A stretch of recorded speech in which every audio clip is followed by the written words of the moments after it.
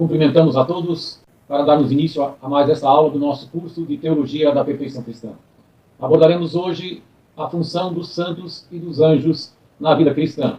Iniciemos então com a nossa oração ao Divino Espírito Santo. Divino Espírito Santo, amor do Pai e do Filho, inspirai-me sempre o que devo pensar, o que devo dizer, o que devo calar, o que devo escrever, como devo fazer, para obter a vossa glória, o bem das almas, em minha própria santificação. Glória ao Pai, ao Filho e ao Espírito Santo, como era no princípio, agora e sempre. Amém. Na aula anterior, falamos já sobre o corpo místico de Cristo. Recordaremos muito brevemente alguns aspectos sobre a questão dos santos e a sua invocação, quando falamos deles para introduzir o assunto da função de Nossa Senhora em nossa vida de cristão. E lembramos que evidentemente, o Jesus Cristo é o único mediador para alcançarmos o Pai, ou seja, para chegarmos a Deus. Foi Ele que nos restaurou. E tudo o que os santos fazem é através de Jesus Cristo. Porque é Jesus que nos dá a plenitude, ou seja, Ele é plenamente suficiente em si mesmo. Mas, como falamos também, Jesus quis nos dar auxiliares, né? Ou Deus quis nos dar auxiliares por sua misericórdia, por sua infinita bondade, para termos com quem dizer, Ele é um igual a nós, né? Não teve duas naturezas, uma divina e uma humana. E assim podemos nos espelhar neles, como São Paulo mesmo diz, serem meus imitadores. Então, justamente pelo fato de todos serem incorporados dentro do corpo místico de Cristo, né, os santos juntam as suas preces às nossas, né, e nós também podemos invocá-los. Também há um outro aspecto, veja, quando Jesus disse, quando 2 ou mais estiverem reunidos em meu nome, estarei no meio deles. E dizer com isso que a força da oração de muitos é muito maior que a de alguém sozinho. E como todos juntos formamos um só corpo, se pedimos auxílio aos santos, é como se fizéssemos uma doce violência ao coração de Deus. Da mesma forma que um pai de família, quando tem muitos filhos, ou vários filhos, se um filho pede alguma coisa, facilmente o pai o nega. No entanto, se toda a família se reúne, todos os filhos juntos, e com insistência pede o pai, fica bastante difícil negar. Quem é pai de vários filhos sabe do que estou falando. Então, os santos já possuem a Deus na sua inteireza no céu. Né?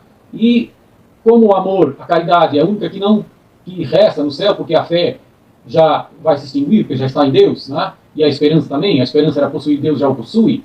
E então a caridade resta, e a caridade sempre se expande. Eles estão interessados na nossa salvação e na nossa santificação. Por isso que com a intercessão deles alcançaremos mais facilmente as graças que precisamos. Né? Eles vão nos ajudar a progredir nas virtudes, pelas suas intercessões, e também conhecendo as suas vidas pelos bons exemplos que deixaram para nós. Assim, devemos venerá-los, né? E também como modelos que eles são, devemos imitá-los. Como já falamos também, ao venerar um santo, estamos, na verdade, honrando o próprio Deus e a Jesus Cristo. O santo é uma obra de Deus. Deus construiu a santidade naquela alma e, como já falamos, quando um quadro é pintado muito belo, quando elogiamos o quadro, na verdade, elogiamos o pintor, muito mais do que o quadro. E é nesse aspecto, quando honramos um santo, muito mais honramos a Deus.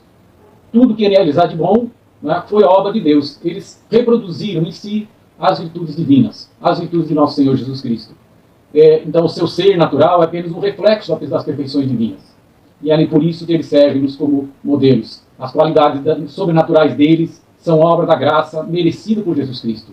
Se eles têm alguma coisa, é por causa de Jesus. Sobretudo, devemos procurar imitar as virtudes dos santos. Né? Todos os santos, em suas vidas, puderam repetir, tornar-os meus imitadores, como São Paulo disse lá em 1 Coríntios 11. Então, eles puderam reproduzir, dizer, seguir exatamente o conselho de São Paulo, porque foram imitadores de Cristo e também podem dizer a nós, sede meus imitadores. Muitas vezes eles se destacam em alguma virtude específica. Por exemplo, São Francisco de Assis com a pobreza, né, que se torna características. Outros pela fé, outros pela confiança, outras pela paciência. E assim podemos acomodar as nossas necessidades a um santo que se destacou naquela virtude que mais necessitamos. Sobre a invocação direta aos santos, às vezes é uma questão, podemos pedir diretamente aos santos? Então, sobre isso, primeiro, vejam que a oração de Jesus é que todos fôssemos um com Deus. Tá? E os santos, na realidade, atingiram esse objetivo, se tornaram um com Deus. Vejam o que Santa Teresa de Ávila vai dizer no livro do Castelo Interior ou Sete Moradas. Quando o santo atinge o cume da santidade, é como um pequeno rio que se lança no mar. Não há meio de separar mais a água do rio e do mar.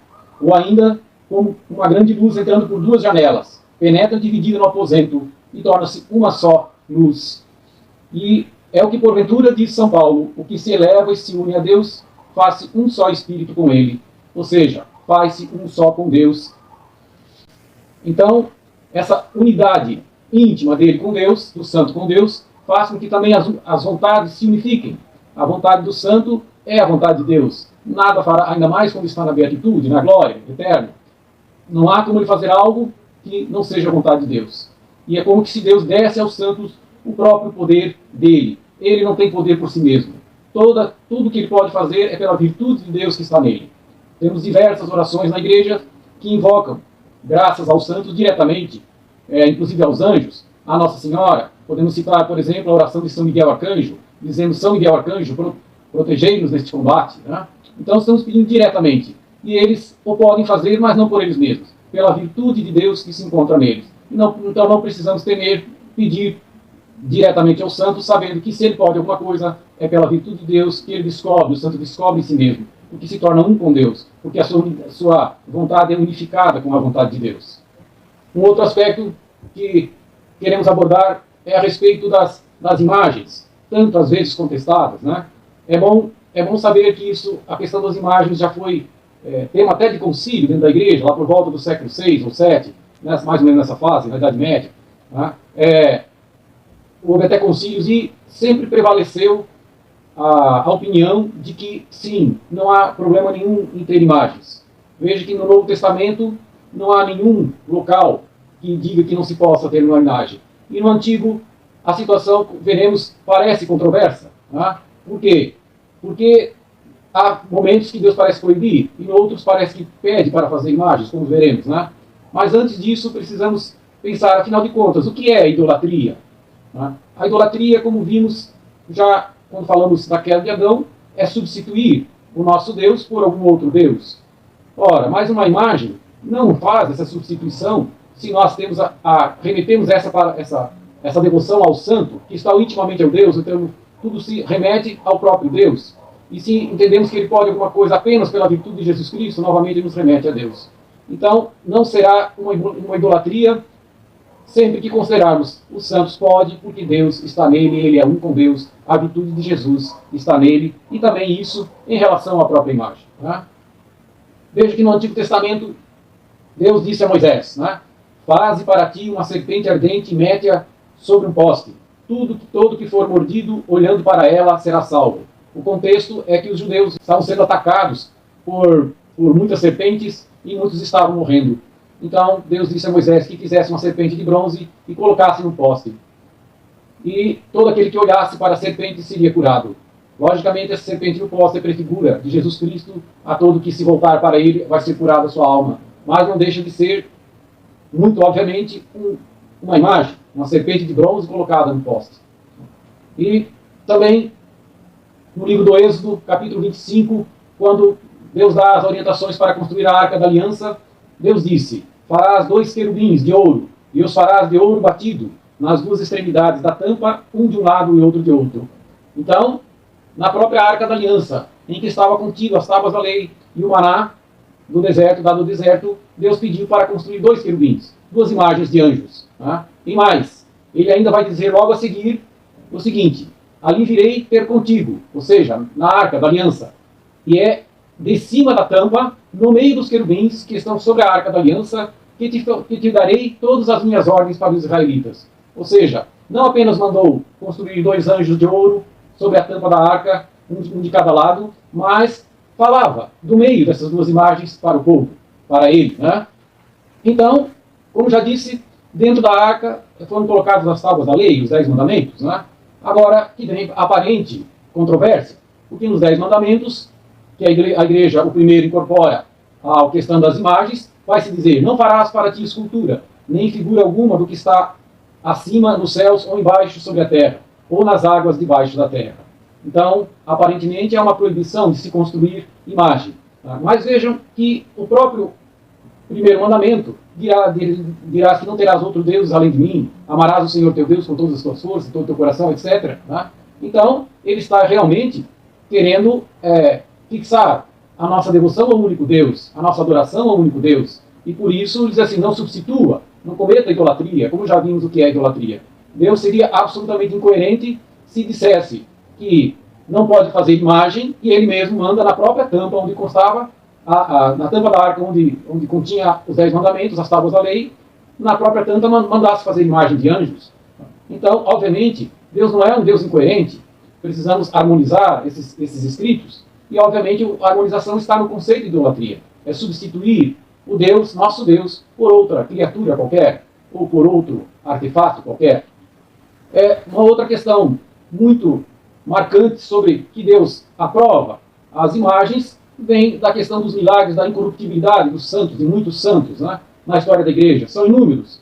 Coloco aqui na tela, em primeiro lugar, o corpo, por exemplo, de São Pio de Pietrelcina, que morreu em 1968, e o corpo dele está incorrupto, exposto ao público, desde 1968, ou seja, hoje completa 50 anos, esse ano completa 50 anos de sua morte. E também vemos outros, por exemplo, Santa Bernadette Soubirous, a vidente de Lourdes, que já faleceu em 1879. Então nós vamos aí com quase 140 anos de corpo incorrupto, nunca se decompôs. Outra, a bem-aventurada Ana Maria Taig, que já faleceu em 1837, quase 180 anos de corpo incorrupto, está lá em Roma, em Trastevere, na igreja de São Crisógono, para quem quiser ver. E outro, São Vicente de Paulo, já morreu em 1660, são 450 anos, 460 anos, quase 470 anos de incorruptibilidade. Por quê? Que Deus, não querendo que nos fixássemos em imagem, deixa para nós as imagens vivas de um corpo que não tem mais a alma, mas é um corpo que é uma escultura, poderíamos dizer assim. Para quê? Que Deus faria isso conosco? Proibindo imagem, mas deixando as imagens dos santos para que nós admiremos, para que nós veneremos, honremos e cometêssemos, por acaso, algum pecado? É evidente que não. E, além disso, também são muitas mensagens e aparições de santos em que Deus mesmo pede para se construir ou se pintar imagens. Assim ocorre, por exemplo, com Santa Faustina Kowalska, em que Jesus pede para pintar um quadro de Jesus misericordioso, como todos conhecem, com a inscrição "Eu confio em vós". Também aconteceu nas aparições de Nossa Senhora de Guadalupe ao índio Juan Diego, que o seu manto, uma tilma que eles chamavam, milagrosamente apareceu a imagem de Nossa Senhora de Guadalupe, que todos devem conhecer, no México. Também uma imagem de Nossa Senhora de Bom Sucesso, lá em Quito, no Equador, a Madre de Mariana de Jesus Torres. O próprio artista que fez a imagem, tendo dificuldade em esculpir o rosto, numa bela manhã, o rosto tornou-se milagrosamente esculpido, e ele atestou isso, assinando que não foi ele a que fez aquilo. Então vejam quantas situações em que o próprio Deus pede para se construir um quadro, para se pintar um quadro, para se construir uma imagem.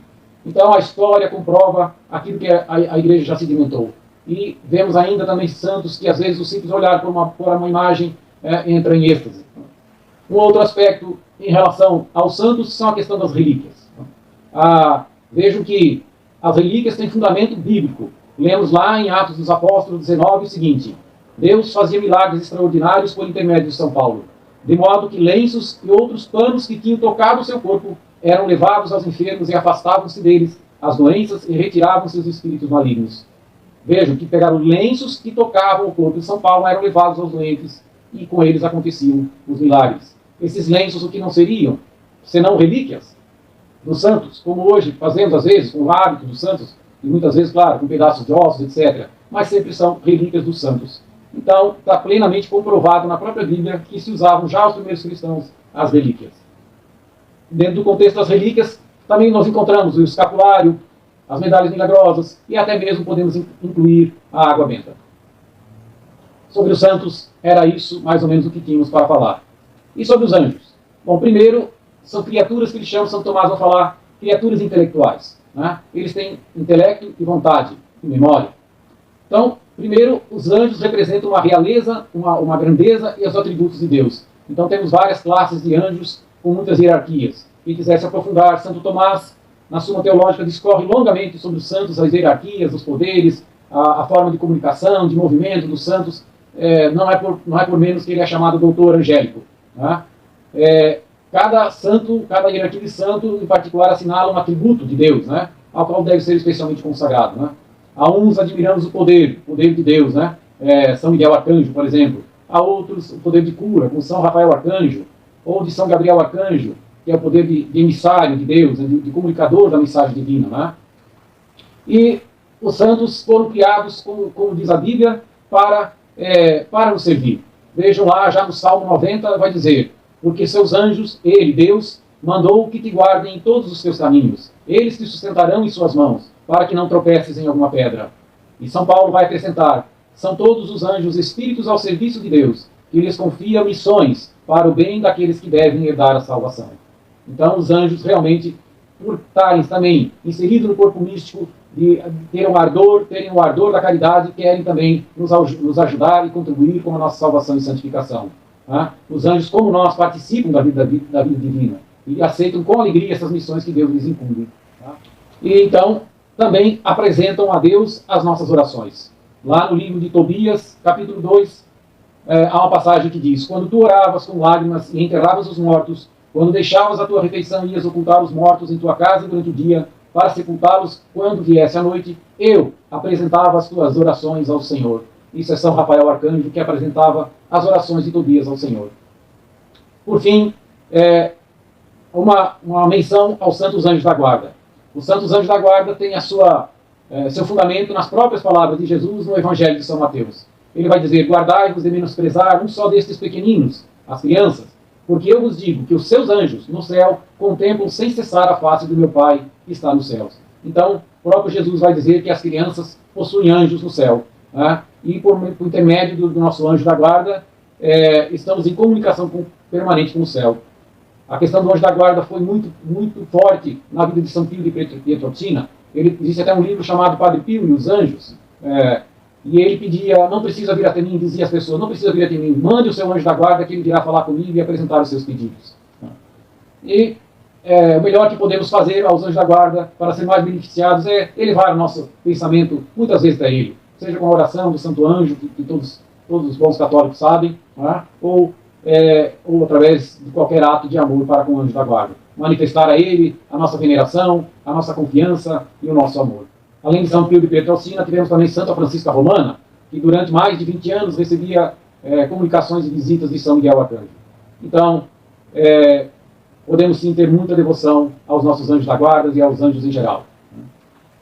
Era isso que tínhamos para hoje. Encerremos então com a oração de São Miguel Arcanjo. São Miguel Arcanjo, defendei-nos no combate. Sede nosso refúgio contra as maldades e ciladas do demônio. Instante, humildemente vos pedimos que Deus sobre ele impere. E vós, príncipe da milícia celeste, com esse poder divino, precipitai no inferno a Satanás e a todos os espíritos malignos que vagueiem pelo mundo para a perdição das almas. Glória ao Pai, ao Filho e ao Espírito Santo, como era no princípio, agora e sempre. Amém. Seja louvado nosso Senhor Jesus Cristo. Salve Maria, nossa Mãe. Muito obrigado.